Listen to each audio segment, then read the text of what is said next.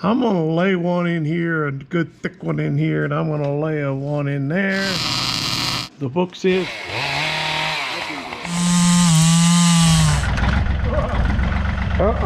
Highest driven saw husky ever made.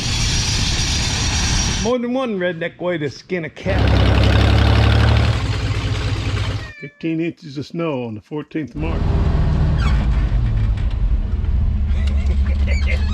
Oh, Victor's hanging on over there.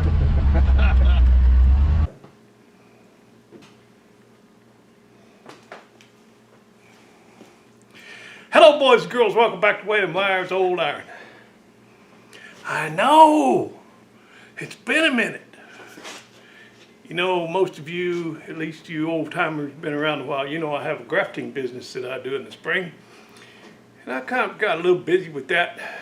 And also, I had a friend come from New Zealand. He's a grafter in New Zealand, and he grafts a lot of kiwis and apples and some cherries, some pears, I think. Anyway, he got acquainted with me through my other YouTube, one of my other YouTube channels called All About Grafting, and learned some of my techniques, and has been able to apply those in his business, and that makes me happy. And we've been wanting to get together for a long time, and he finally made the trek this spring and stayed here and worked with me and Victor. Yeah, Victor's here. He's not 100%, you know, but he's okay. He's doing all right. So really glad he's here. I didn't know if he'd be coming back this way again or be able to, but he did, and it's just good to be working with him again. Anyway, got a little video for you. I don't even know what I got. I've been filming forever, but just didn't get around to putting up a video. Let's see what we can come up with. You know, I'm not a mechanic, and I'm not a car builder. I'm just an old redneck having a good time banging around on this rusty old iron. So buckle up and hang on. Let's see what's going to happen next around here. And we're going to shoot over and pick up old Waylon wire over there. He does some cool stuff.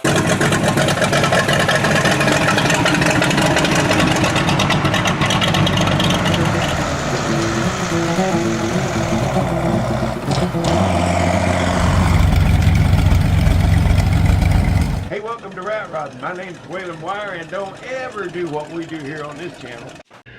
While I got this thing in the air, I'm going to finish up some welds so I don't forget about it. There's some places that I want to finish up. You know, I got some weld on top of this bracket right here and over here on this side, but I'm going to lay one in here, a good thick one in here, and I'm going to lay a one in there. And also over here, I'm going to put a weld in there and lay a big old bead down through there, because this is my steering, and I don't want anything coming apart on the steering. So I'm going to go ahead and finish up welding on this, and then I'm going to get this thing down, I think, and start it up and try to get some heat in this thing. I need to run this thing through some heat cycles and then check the compression on that number 10 piston. I want to try and give those rings a chance to seat and see what we got, what we came up with.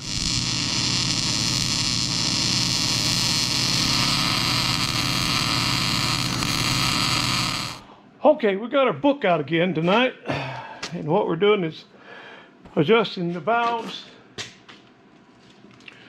The book says to bring it up on,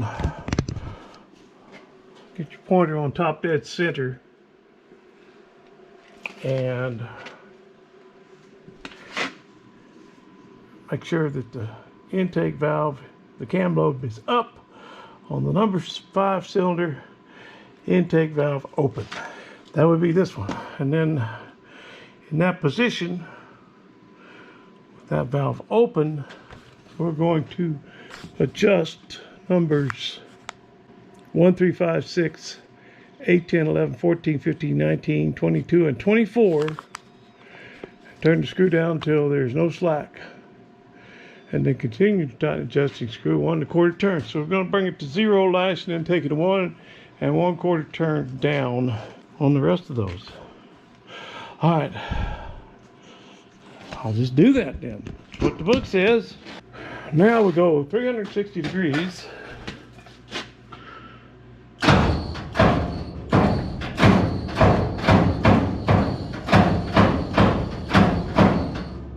And that brings the number 15 cam lobe up. So that means the intake valve is open on the number 7 cylinder. And there we adjust numbers 2, 4, 7, 9, 12, 13, 16, 17, 18, 20, and 21, and 23. Okay, let's do it.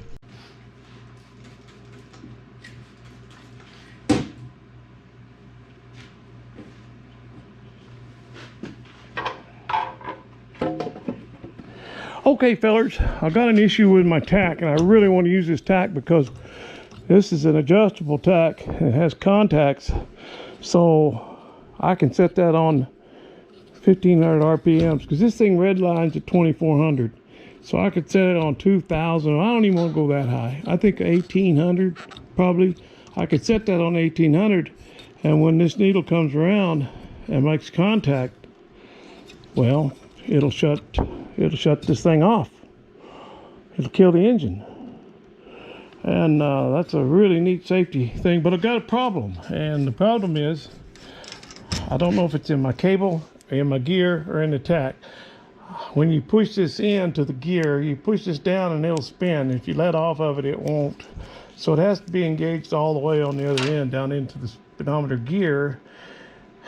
And it's not doing that. When I put it in here, it's not pushing this down far enough to make it spin. So I have an idea this just wore out in here, and I don't know anything about it, but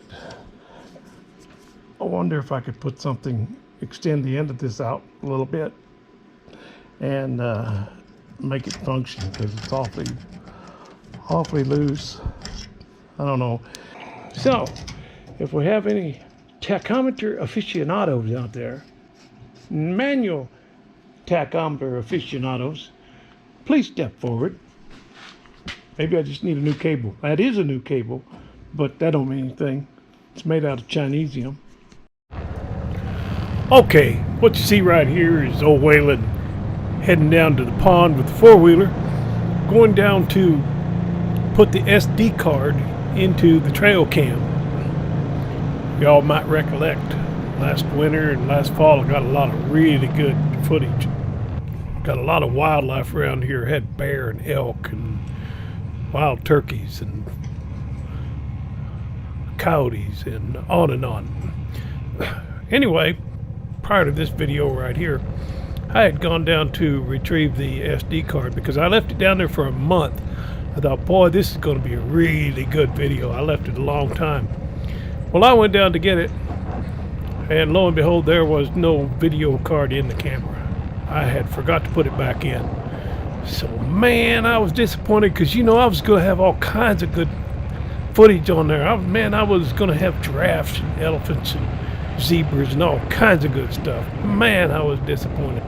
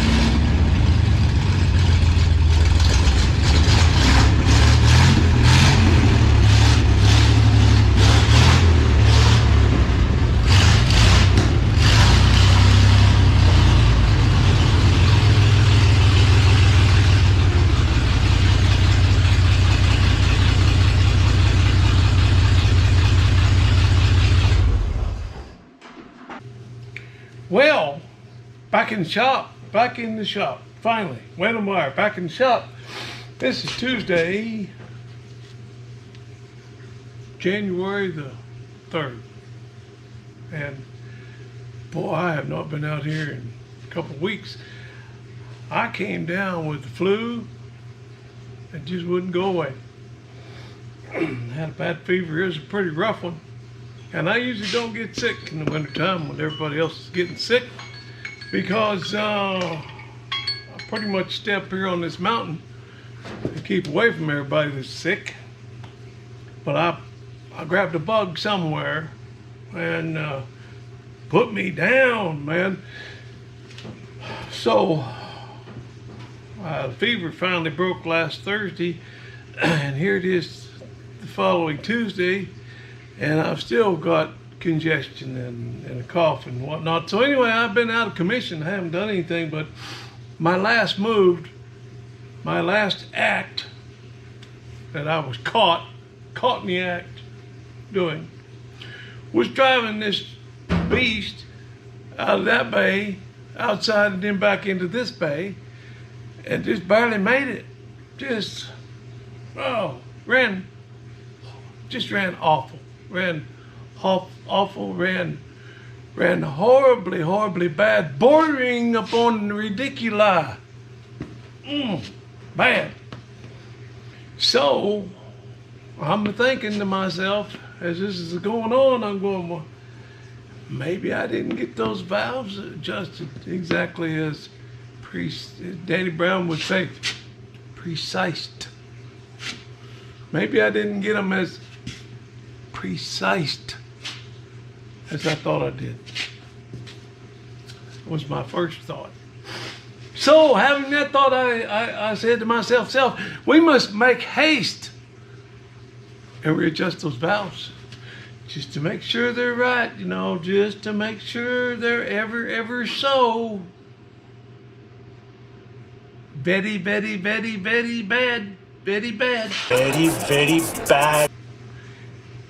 And in the preparation of this and pulling the plug, this is what I discovered. Tell you what, carboned up, just loaded up, boy. Carboned up so bad that it can't hardly even fire a spark plug. So I don't think I need to jump into adjusting those valves. I think the first thing I need to do is clean these plugs up. Brand new plugs, of course. But I think I'm going to clean them up before I jump to inclusions. Yeah, I think the first thing I'm just going to clean these plugs real good and see how it runs. Now, I can't take it outside. It's 8:30 at night. I got no lights or anything. But what I want to do is I want to commence to run this thing up and down the hill a couple times. Remember, we replaced the piston now. Some of you are new around here, but if you go back a couple of videos, you'll discover that. I need to put a load on that piston. And maybe get those rings to seat a little bit. And then run a compression check, because I'm curious, ain't you? Yeah, about that new piston and all that. But I guess for right now, I'm just going to clean up these spark plugs and start up here in the shop tonight and see how it sounds. Because right after I put new plugs in this thing and put that new piston in and got it all buttoned up back together, boy, she sound good. Sound good. Sound real good. Heat good. Good. I'm hoping it'll sound good again, and I hope it's not the valves out of adjustment. Don't think it is. After seeing these plugs, I think cleaning these plugs up is going to run good. But then, how do I keep it from doing that again? Now, we've backed off the timing, so we need to blow the cobwebs out of this thing, and I really don't have an opportunity to do that. But I haven't adjusted the carburetor up at all. Maybe I could lean these carbs out a little bit, maybe get rid of some of that. I don't know. But right now, while y'all are doing whatever it is you're doing, I'm going to take these plugs out one by one and clean them up. Wow, I just pulled another one. I just can't believe how bad they are in the short amount of time that this thing ran. I'm hoping that'll show up for you. Boy, I discovered that the front half is the only one that's fouling plugs, so that leads me to believe that the carburetor is probably responsible for that, or some of it. But yeah, it's running rich. It's running rich on the front half.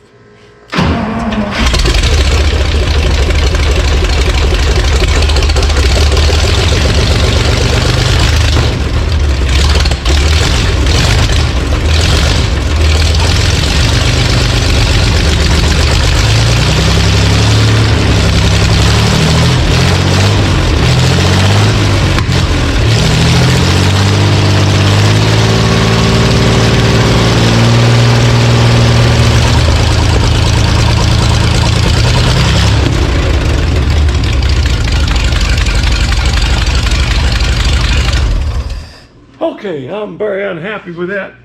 It's still sounding like valves out of adjustment with that popping like that. So we're going to go ahead and, readjust them on this one head. This one's popping right here. All right. Well, this poor valve cover here's got the paint peeling off of it. Not much I can do about it. It's kind of in a sad state of affairs. Anyway, long time ago, back when these valve covers were still on the little 305 that's in Jimmy Hoffa, I was talking about those plaid valve covers and why they were painted the way they were, the two theories behind why they're painted that way. And there was a guy commented on that video, and he was probably a Gen Z, and he says, "You cannot tell me that those valve covers are not carbon fiber." And I said, "Yeah, you're probably right. Probably nobody could tell you anything."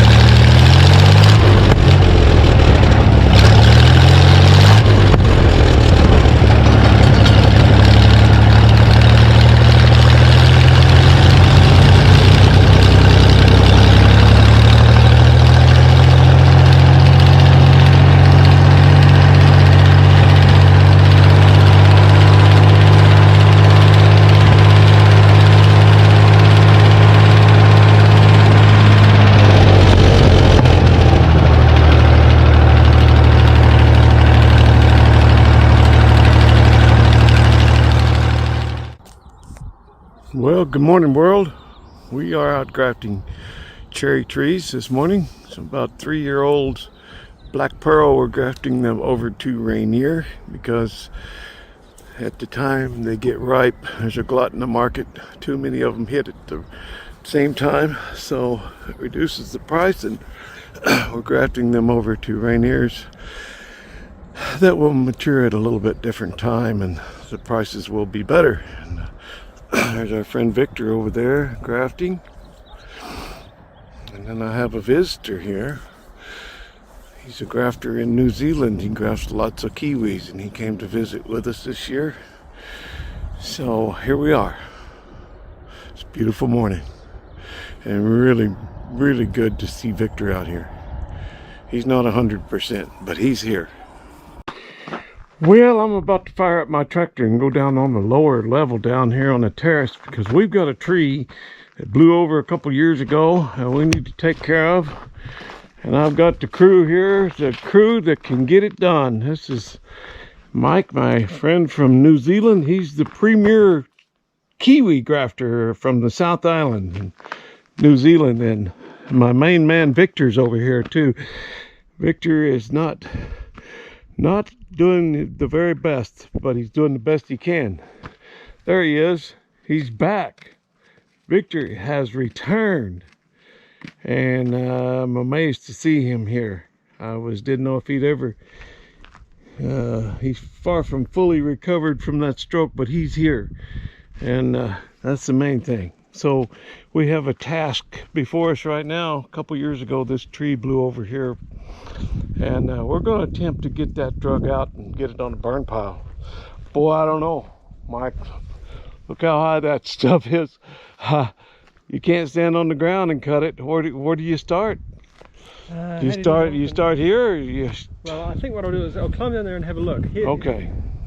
I'm curious how much of those branches at the bottom you think you could pull in one go.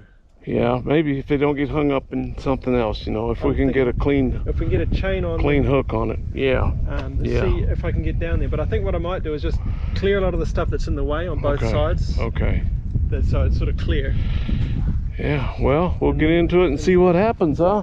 I want to round up some chain and some rope and we'll figure it out. It's a dangerous job. It's really steep, and I'm really grateful to have Mike here to help, because Victor and I are really old. Nice to have a good young strong man here. Just don't get hurt. Oh, scary. But he's got years and years of experience running a saw, and like me, grafting in the run saw for years and years and years. So we just got to be careful.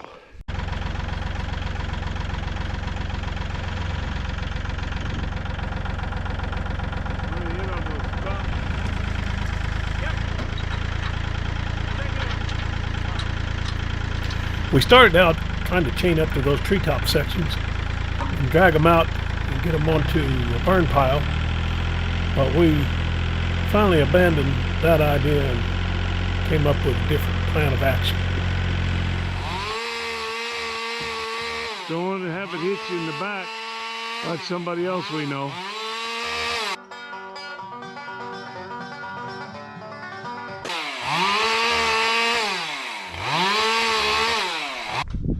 Here someday soon I'm going to be back to work on this thing, but right now we had a little time this afternoon to take care of a home project here, and then tomorrow we're going to graft some apples. So I might take the camera along. I don't know, that's not very interesting to you hot rod guys, so we'll see. Let's look down here in the canyon and see what the Kiwi's chewing up here with the chainsaw. He's getting her done, boy. That's for a young man right there. I'm so grateful he's here to help us out with that. Victor's in no shape to do it, and it would take me 3 times as long to do it. Yeah, the rest of that log's just going to be cut off in chunks and roll down right onto the burn pile. And next time it rains, I'll get down there and start that fire and burn all that stuff up. Clean up my canyon.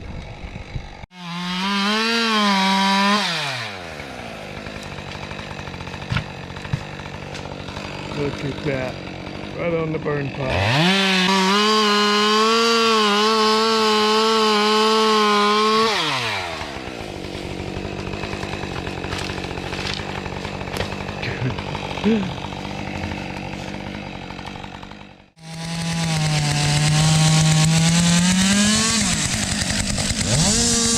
Watch out, old man.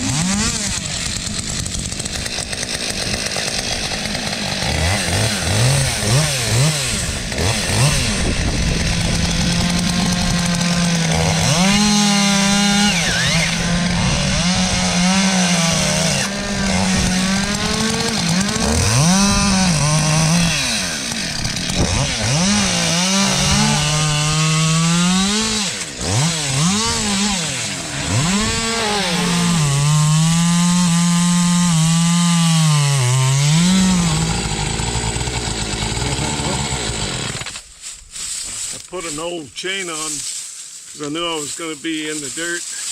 Yeah.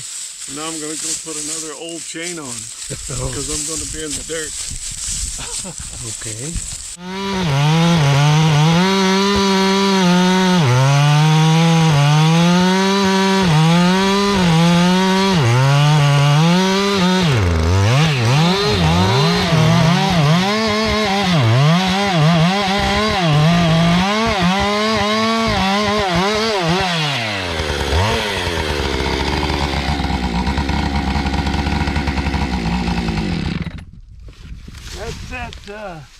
That wonderful Husqvarna auto tune. Yeah, is that what that is? That's that auto tune at work. Because you're not loading it. It's just garbage. It's just not holding a tune. No. It's searching for Yeah. load, isn't it? Yeah. That's boy, I think I'm through the bottom. See, I saw it in here, but I can't tell if I came out on the other side. I don't think I came through. It's something about here. Yeah, see, I won't. My bar won't reach. And I can have a go from here, but if you like, but I don't know if I'll get all the way around. Maybe if I come Let me see what I can do for this.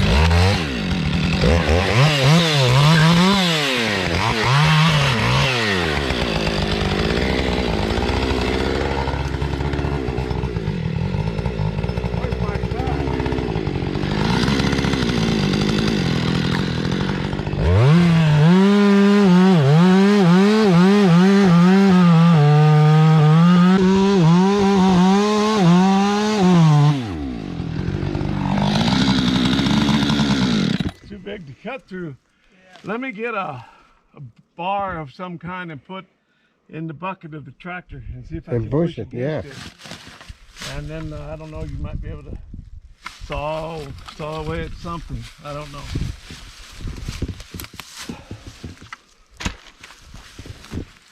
Oh, thank you, Victor. Here. Oh.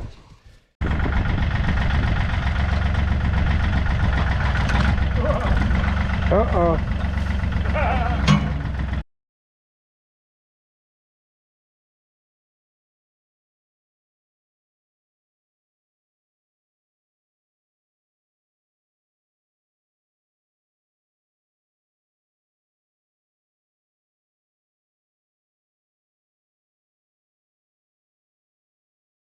Oh boy, wind's blowing like crazy out there. Blew hard last night. And the boys are doing me a solid, man. Victor's out there pruning my grapes and Mike's up there removing the winter debris, limbs and leaves and such from the roof of the house. And boy, that's a big help. Pushing everything off on that tarp, and they'll drag it over to the, we'll drag it over to the burn pile and get rid of that. I had everything all cleaned up, and then the wind blew last night and blew a bunch more dead stuff out of the trees, and so we're doing some cleanup here today. Got out for fun. Mike knows about these saws, these 242 XPs, and these are ported chainsaws, and have had the exhaust reworked, cleaned out so they'll breathe. Man, these are screaming runners, and I don't foresee that I will have need for them too much in the future, so I gave Mike one of them. I've got 4 or 5 of these, and some more over there on the chainsaw tree, but he's always wanted one of these, and he knows what they are. Highest revving saw husky ever made. Anyway, yeah, we just drained all the fluids out, and we're letting it air out so we can ship that thing. Anyway, I'm gonna get this thing on the lift and get the oil changed. There's nothing here to see, folks.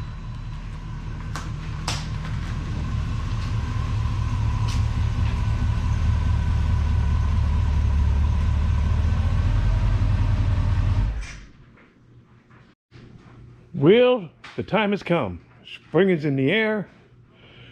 It is time to get this old girl out and get it cleaned up. It's been 10,000 miles since I've cleaned up this engine bay. But that's what I put on this thing last year, 10,000 miles. And I'm going to put another 10,000 on it this year. I'm going to Charleston, South Carolina to see Noah in June. And then do the power tour. Starts in Joliet, Illinois. Ends up in Tulsa, Oklahoma. I don't know all the stops we make. I don't remember. There's one in Springfield, Missouri. check out Power Tour, and if you live anywhere near one of those stops, sure love it if you'd come out and say hi to us. It means a lot.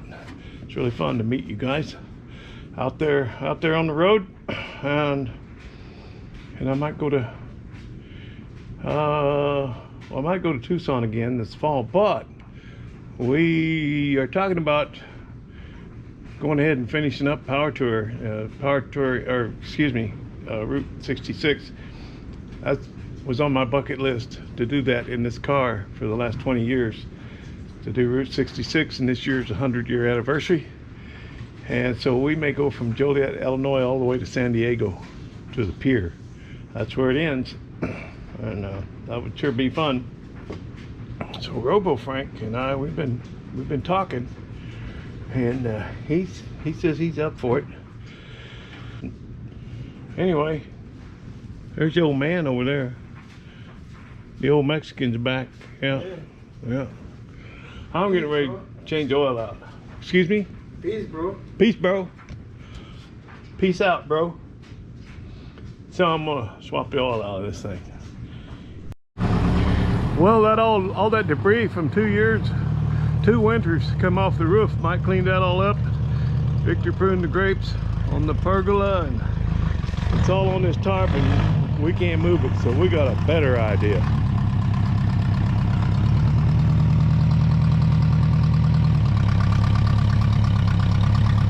Ho! This ought to be good. Okay, see if you can hit that hole. Which hole? Where are we going to, Ken? To that burn pile back there. Swing wide.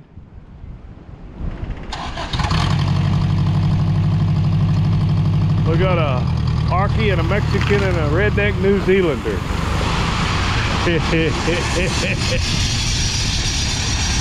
Yeah, boy. Don't scratch the paint.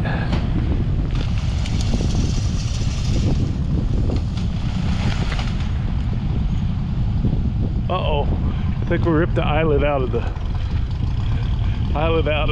tarp.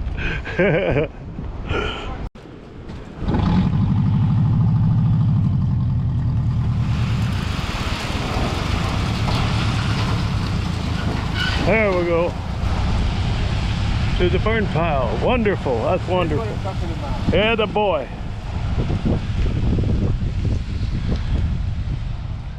More than one redneck way to skin a cat.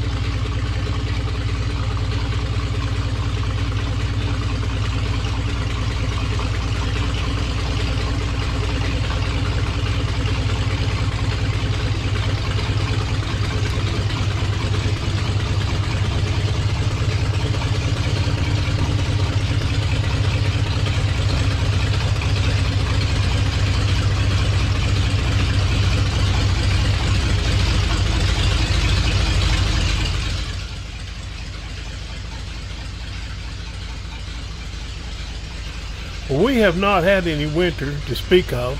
It's been hanging around 40 degrees almost all winter, and raining a little bit, snowed a couple times, maybe, I don't know, ½ inch or so, but melted right away, and I have not plowed the driveway one time with old Darth Grader. And all of a sudden on Friday, it commenced to snowing, so I had to get the Dirty Dozen back in.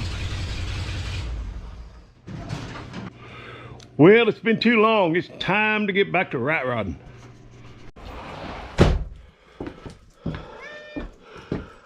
Well, take a look at this. Ain't this a fine howdy you do?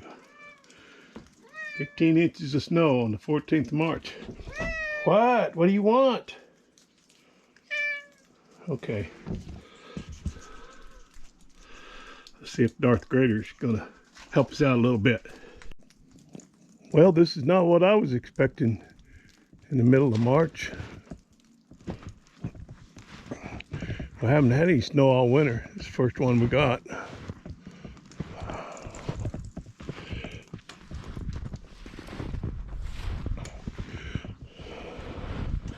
Snowed about 15 inches.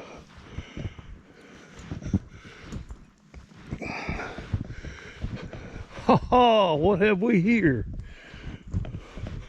Our old friend Darth Grader. Let's climb over a snowbank to get in there. He's been sitting here all winter long. Poor old feller. Now the question is, will he will or will he won't?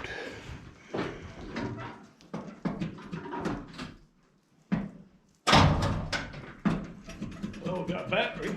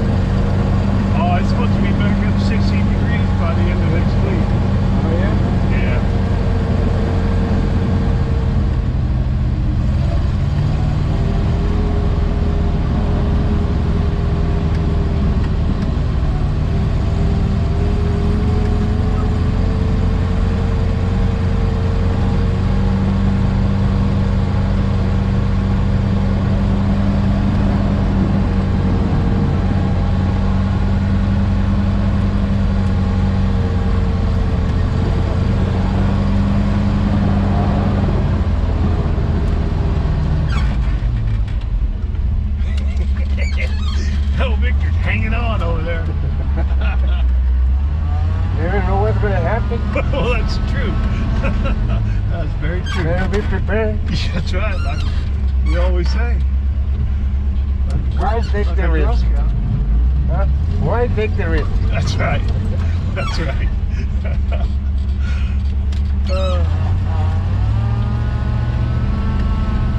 Why take the risk?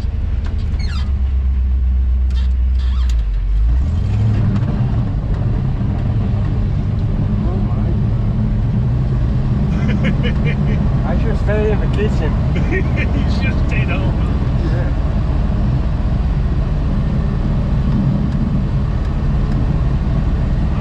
Trying to make a trail out. Yeah.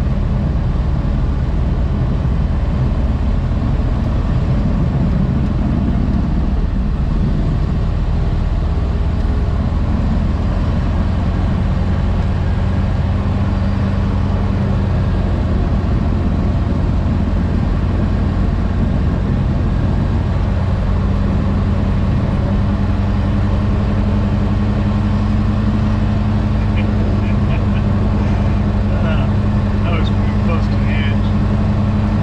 Living on the edge.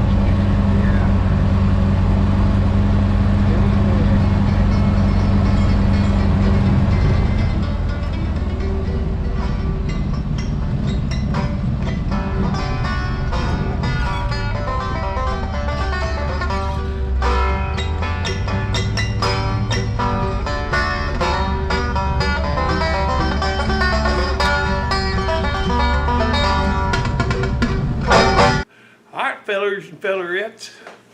Yeah, thought I'd get out my old overalls too. I haven't worn them in a long time. So, yeah, old Waylon Wire here saying thanks for stopping by.